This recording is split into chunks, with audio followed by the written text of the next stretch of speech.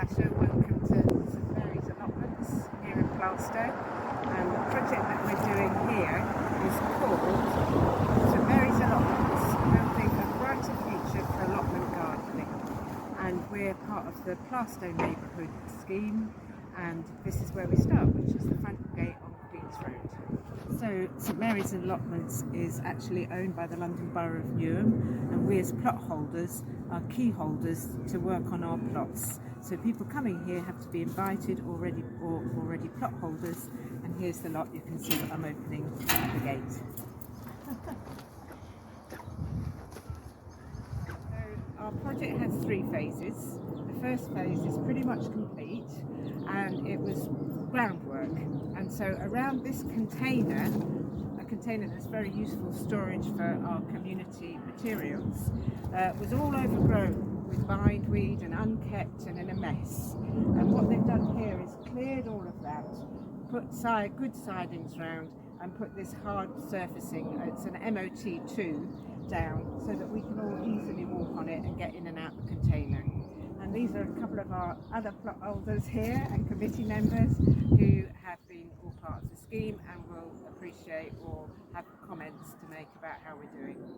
The difference it's made to us. It's yeah, Huge difference. Sybil's saying it's made a huge difference. Yes. Yeah. Yeah, you know.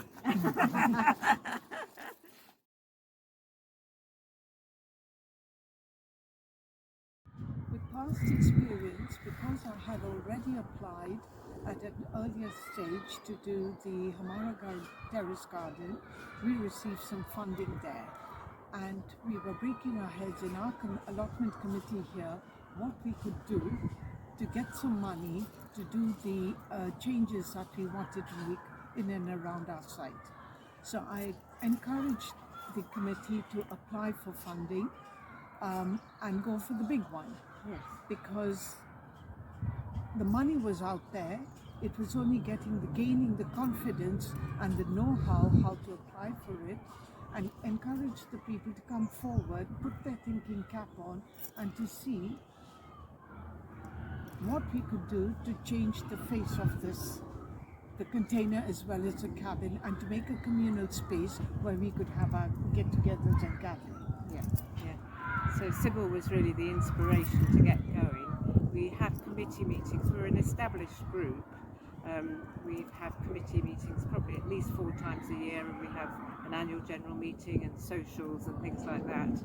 And every meeting we were always saying the same things. What can we do about this? What can we do about that? And then Sybil pointed out that there was money available through the PPP, and how about applying for it. It's clear from our meetings that there was lots of things that could be done here, and we were worried about it being the allotments falling into a state of neglect.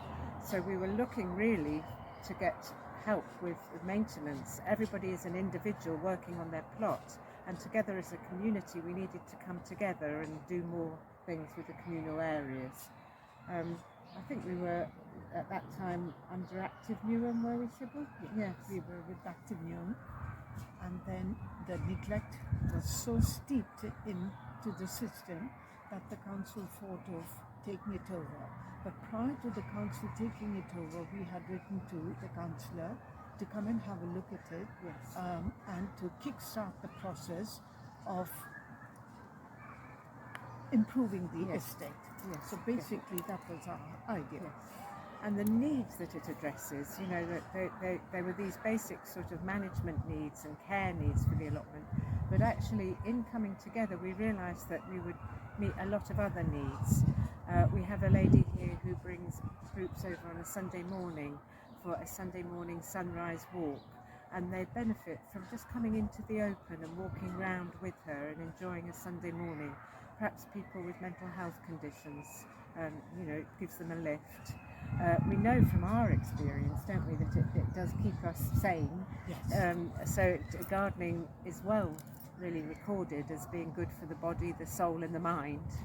And so it was just sort of like wanting to maintain something that's been here for years, back to 1906 when people were gardening here, not on an allotment, but in what was called the Triangle Club.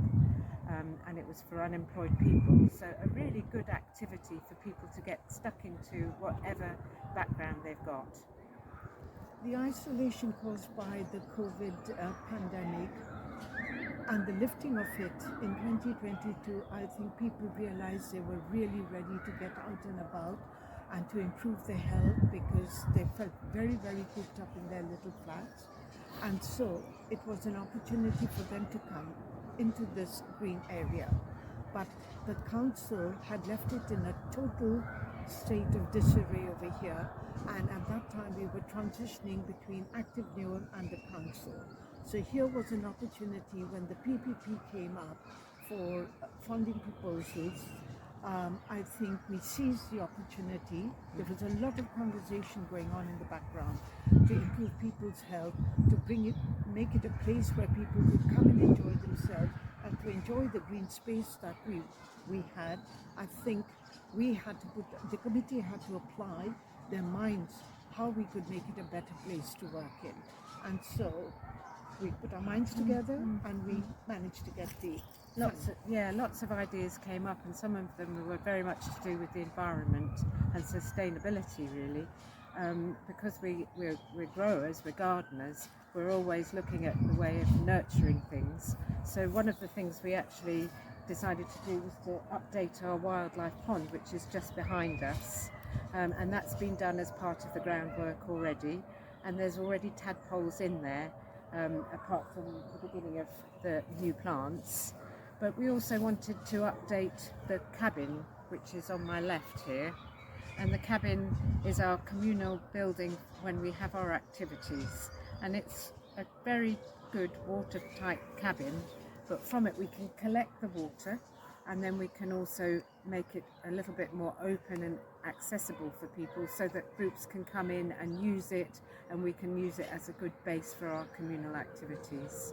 We're individual plot holders, but we engage with our community through a WhatsApp group, and we also have a social twice a year, perhaps a spring and summer sale, and then in the autumn time we have our AGM and also a autumn event. And in our last autumn event we actually put up a lot of information about the PPP and what we were thinking of, to give people an opportunity to comment and come back to us about what they wanted. As a committee, we kind of are aware of what's going on because of all of us will talk to our neighbours and we know what the thoughts that they're having has, and we bring them to the committee meeting. There's probably 130 plots which are rented at the moment. There could be more because the council are busy trying to rent them at the moment. So we have 130 within our immediate association. Beyond that, there's their families, their grandchildren. I bring my grandchildren, their friends. You have people coming from Hamara Garden, and also we can engage with the local schools if we have something or an area that they can easily use with one of their teachers to come and see how gardening works, and also with elders visiting. Further to that, we donate, and it's only by donation, we can't sell products. We donate to food banks so that there's excess crops are given away. You can draw in more and more people as to who's been affected by it, because you've got the guys that came to work on our first phase. We've got the good gym coming in to help with some of the heavy lifting that we had to do. The morning strollers are coming. You have to access with a key, as I said earlier, but if you're invited in, there's lots and lots of people that come. And we have a lot of passers-by who stop by and asking, are you having an open day? Are you able to give us vegetables? Are the plots going free for us to participate in gardening over here?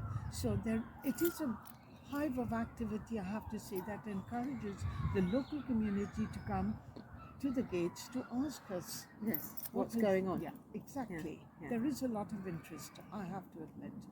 Part of the sort of participating budget scheme has been pretty exciting. I have to say quite hard work at times, but exciting to be involved and to have a sort of conversation with so many people about what we can do, what we might do, and what we want.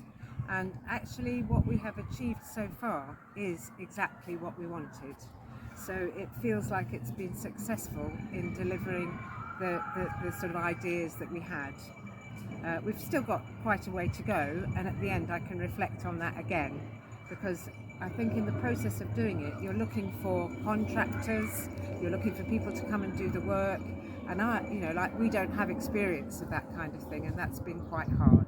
It is also encouraging to be networking like this and to know what are the different companies that are available that are contributing to climate change, that are contributing to health and well-being, and just uniting everybody to bring it all into perspective. Yes. It's also encouraging all of us to look at opportunities where we can engage with future funding proposals to see how we can develop the space and to see how green spaces can be a big part of our life rather than looking out from flats and flats and flats. Yeah. Because I don't think there's opportunities available. Parks are available, but I don't think physical gardening offers us a space like this. No. So we would love to protect the space that we have been endowed with. We all love our allotments. We don't do all love our allotments. Yes.